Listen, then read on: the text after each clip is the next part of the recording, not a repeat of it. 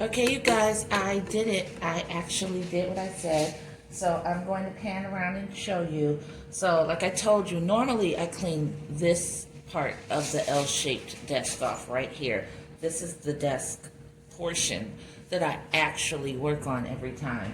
But there's a middle section that joins the two longer parts right here where a piece that is drying that I'm terrified of,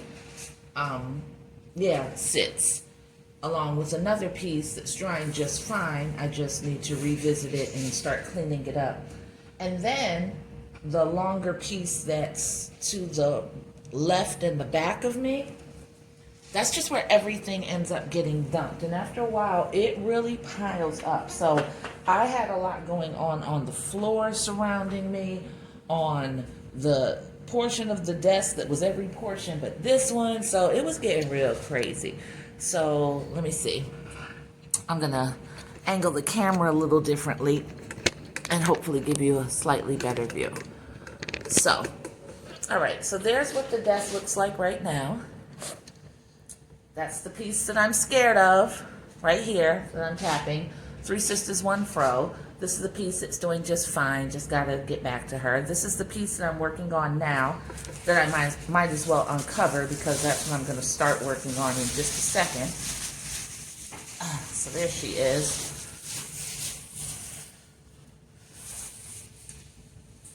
And of course, this is the caddy for the tools, the water bottle, paper towels that I'm gonna put right there. That's just a bowl that's holding some soft clay that's at the right level of moisture. This little container is holding a sponge. I'm not painting right now, so I don't need that. So that's off to the side. There are two of the little canvases that I work on when I'm doing the pendants. This is protective mask because I was sweeping up the floor a little bit. I said I wasn't going to do much of that because I don't have a vacuum cleaner and I do not want this whole house apartment covered in a fog of clay dust because that's not good to inhale, and then it rises all the way up to the ceiling. And I've got a cat, and of course I've got my son in here, so I just swept away the big portions on the rug. So this part right here is a whole bunch of beads that I have to chisel out designs on and color. What's going on with my hair? 2-strand twists that I'm not taking out until I'm ready to leave out of the house. So yeah, 2-strand twists. So anyway, these are the beads that I made. Hand rolled them. I'm going to take a tool, chisel some designs into them. Then they have to be fired, and once they're fired, I'm able to color them. Over here, let me get a little further. Oh, you can see that part. Okay, so right here are some of the glazed beads.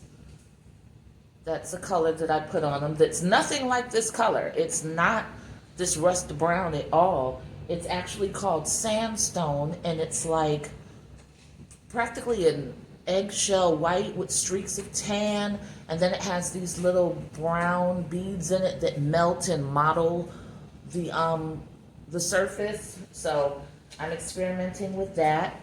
That's the cat that has been glazed in the exact same thing.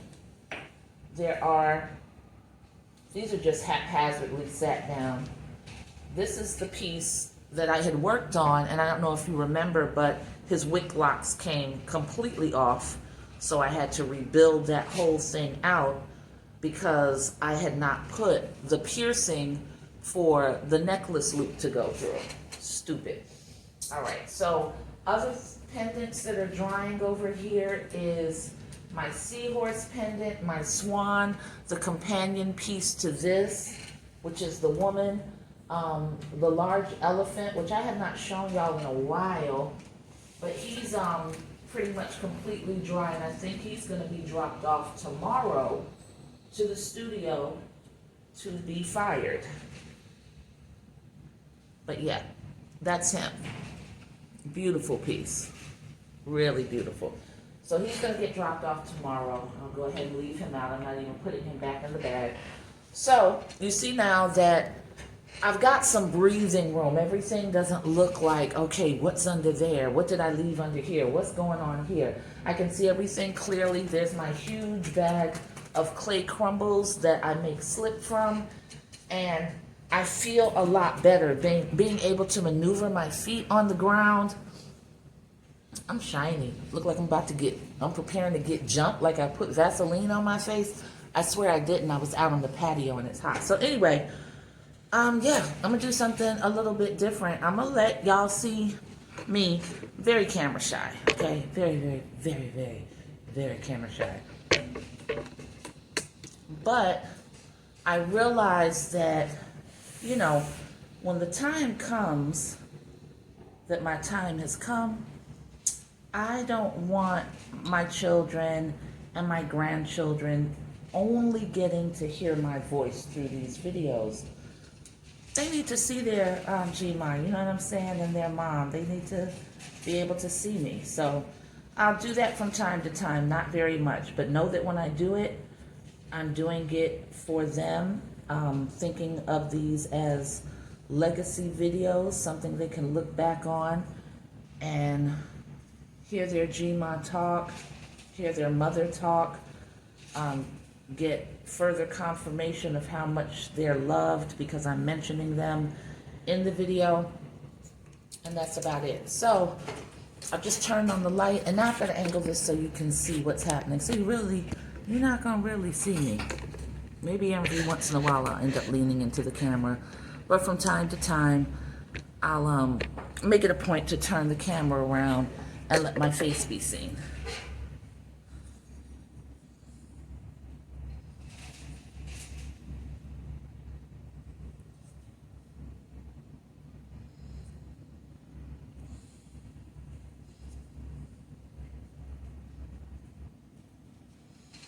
All right, so she's been coming along really nicely. I am not mad at her at all. She requires a lot of cleaning though. She's just, oh my God, so sloppy right now. And that's fine. That's the building process.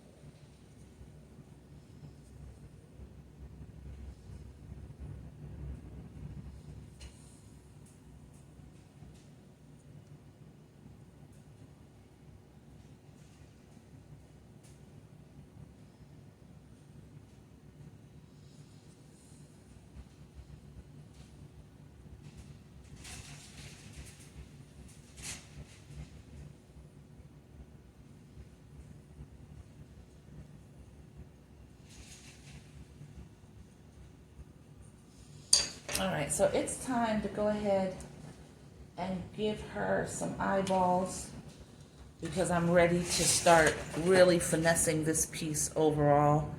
And I put that off for last. And I'm just making some cross-hatching marks in here for where I'm gonna put the clay. And I'm going to add a little bit of slip in there just to make sure that it connects fully.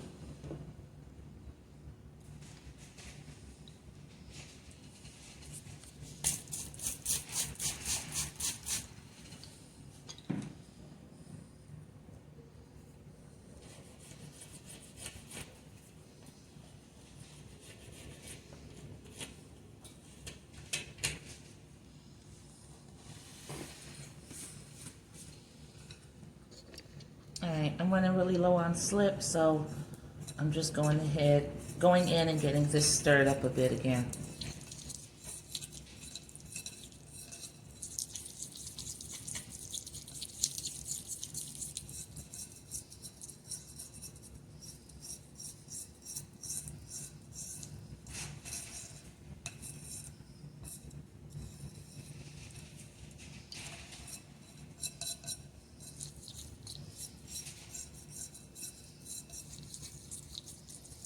It's so funny because this looks like this is whatever, but when I tell you I'm very self-conscious on camera, I mean that.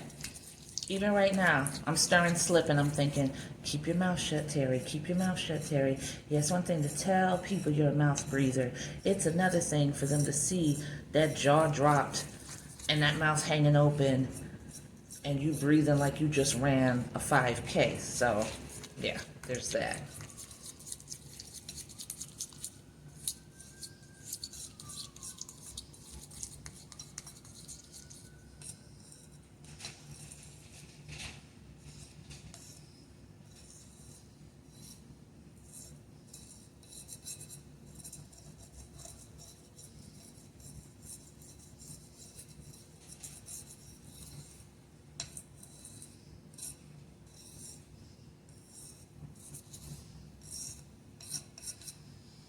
All right, so we're gonna work from that little bit of slip and go ahead and put in some work on her eyes.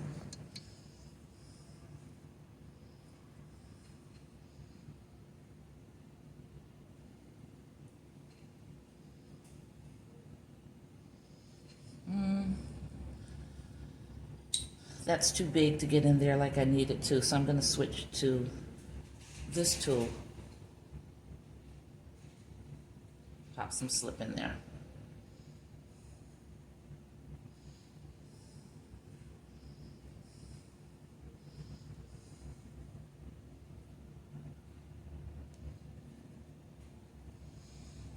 All right, that's all we need.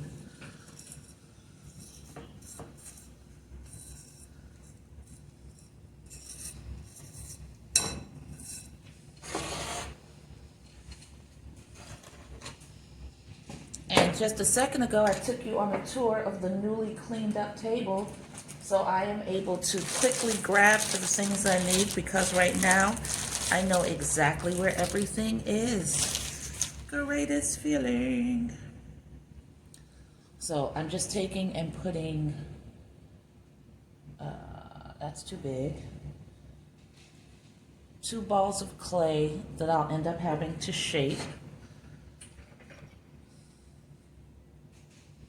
into the sockets of her eyes. I am sweating. It's hot. And I've got the thermostat set to 71. I think I'm gonna need to drop that bad boy down to about 60. I don't know. Could just be menopause. I don't know. I have a little menopause fan at work that helps me out, but I don't bring it home. I could have utilized it right now.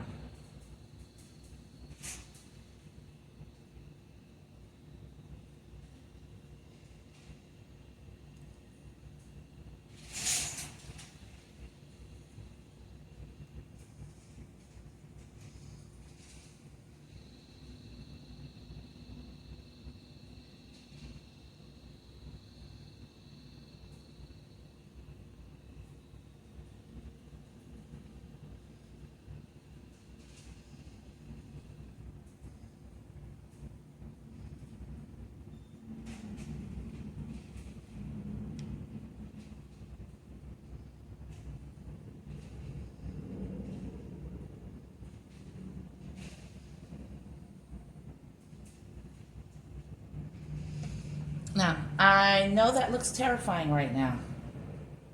Don't worry about that. All of that is going to get fixed. Did make me realize that I need more clay right here, though. So that will get added right now.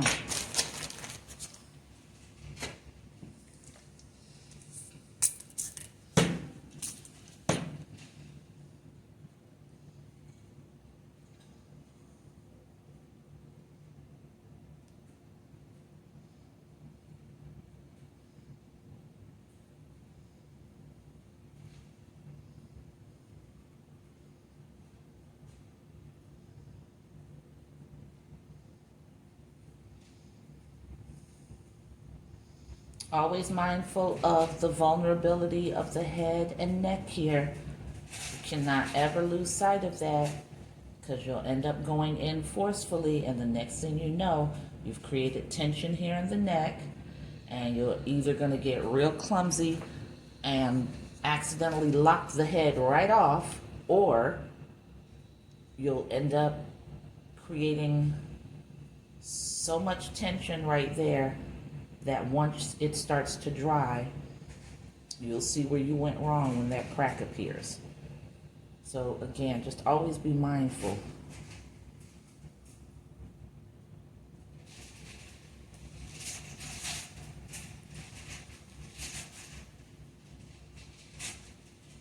Always thinking about how you built your piece up and what you need to happen, especially when you're going into areas and refining.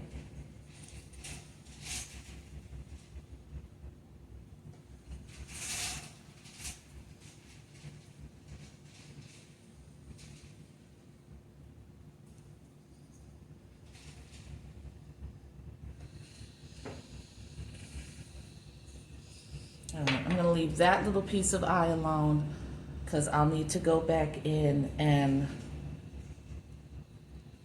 play with that a little bit more when the clay is a little more firm. So same thing, sort of working a piece into a ball between my fingers, and then I'm just going to stab and scrape at it a little bit to create some texture, so that that slip has something to grip into. I didn't do a great job. The clay is so soft that my whole finger just covered it and smashed everything down to a smooth and level surface. So it took away all of the texture that I had just created. So I have to be careful to just handle the edges. And these are little microscopic things you're working with and doing and having to make happen.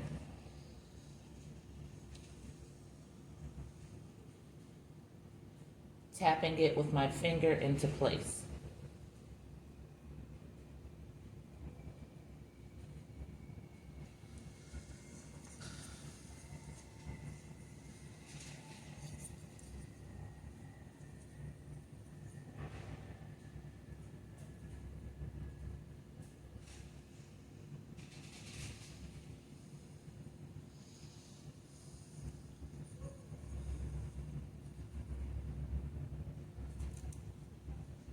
Sorry if I just put the camera in your way, but it has to be done. I need to see what I'm doing right here. You'll forgive me.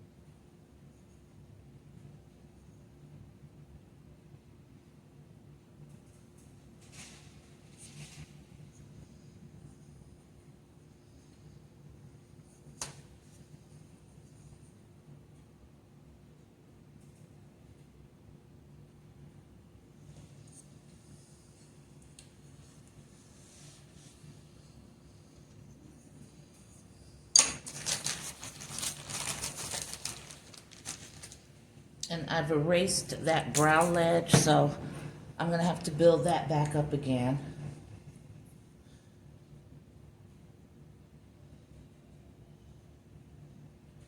And I have to remember how her head is leaning, so it's on a diagonal.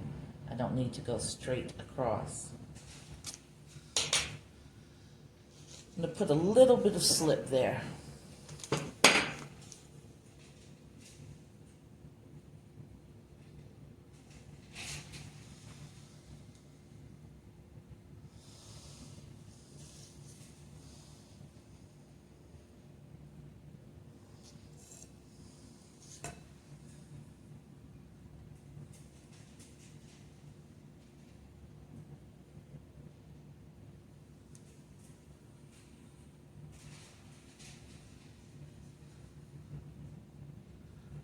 Work this into a little bit of a coil, but then I'm gonna flatten that out. And now I'm gonna go ahead and mark it.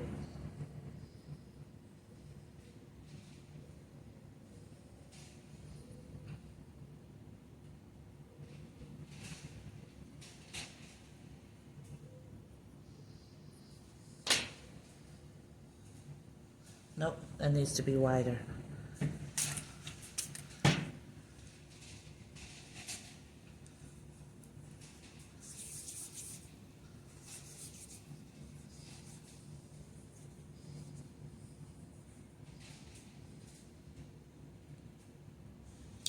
I think that's right.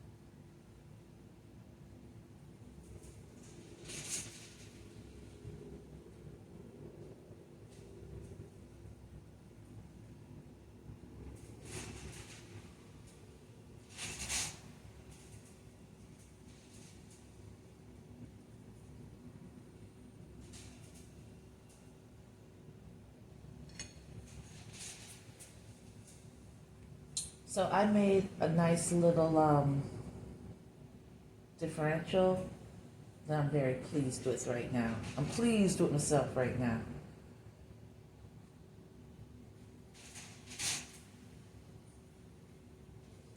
And it's just basically an area I made so that light and shadow is going to fall into a sort of concave fairly realistically, I think.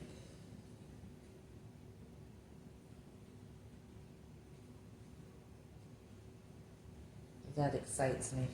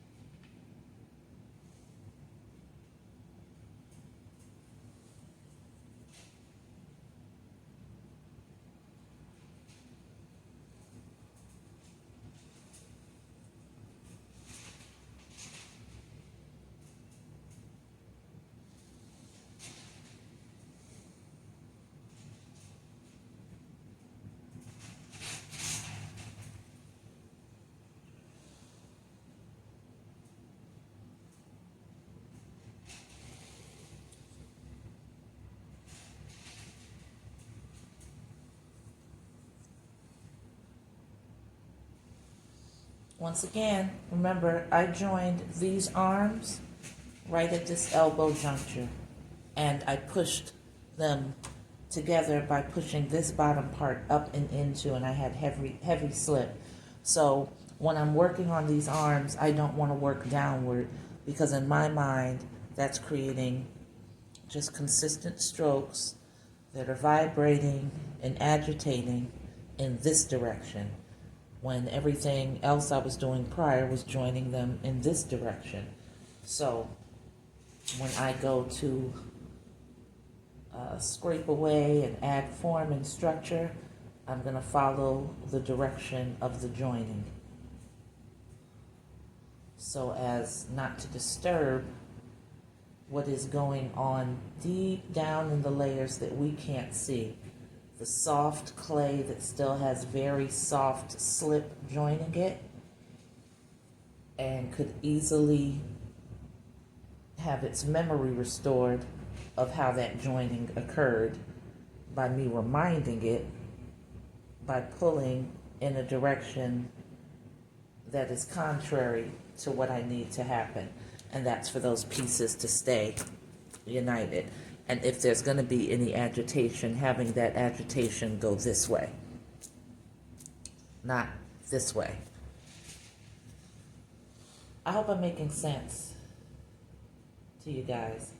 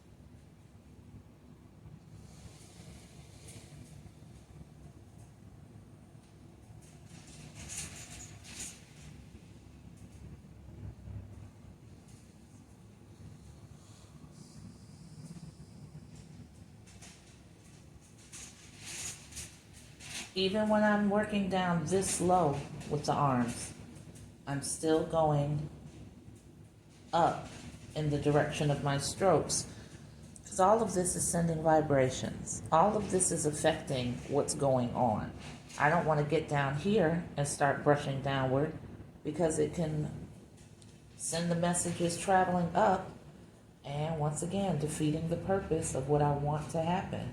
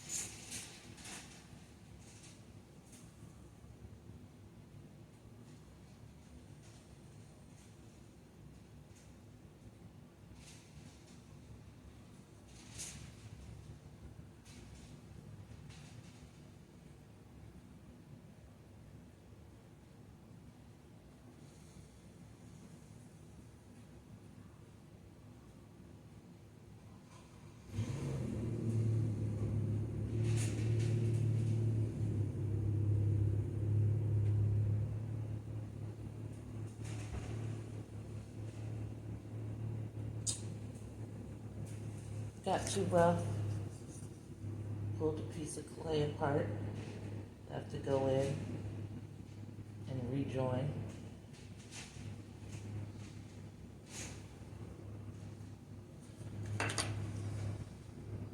Easy fix for that, luckily for me.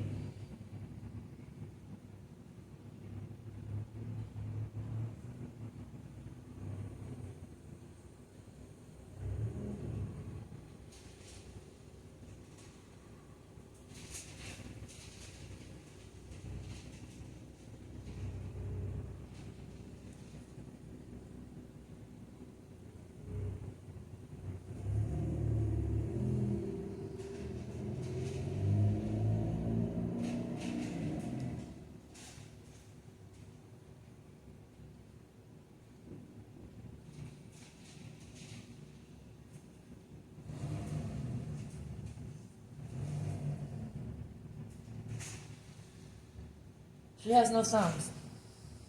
Yeah. That's the stylized part. I don't feel like doing thumbs. It's really as simple as that.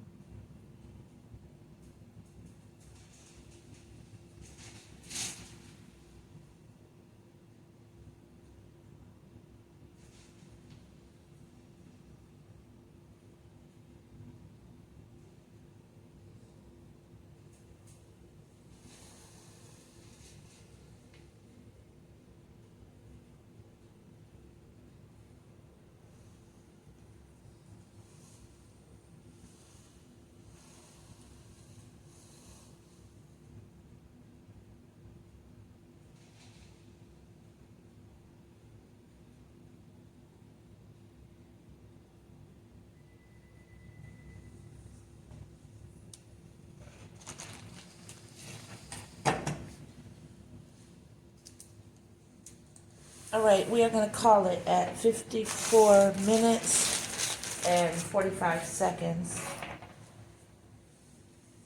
No need for me to clean the table off really well because I'm just coming back to her.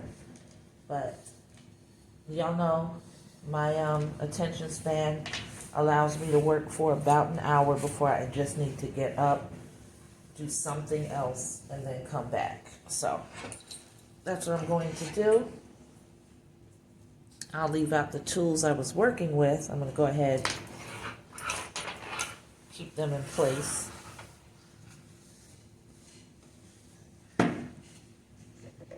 And as always, I thank you so much for hanging in here with me, and I will catch you on the flip side when I come back. Peace.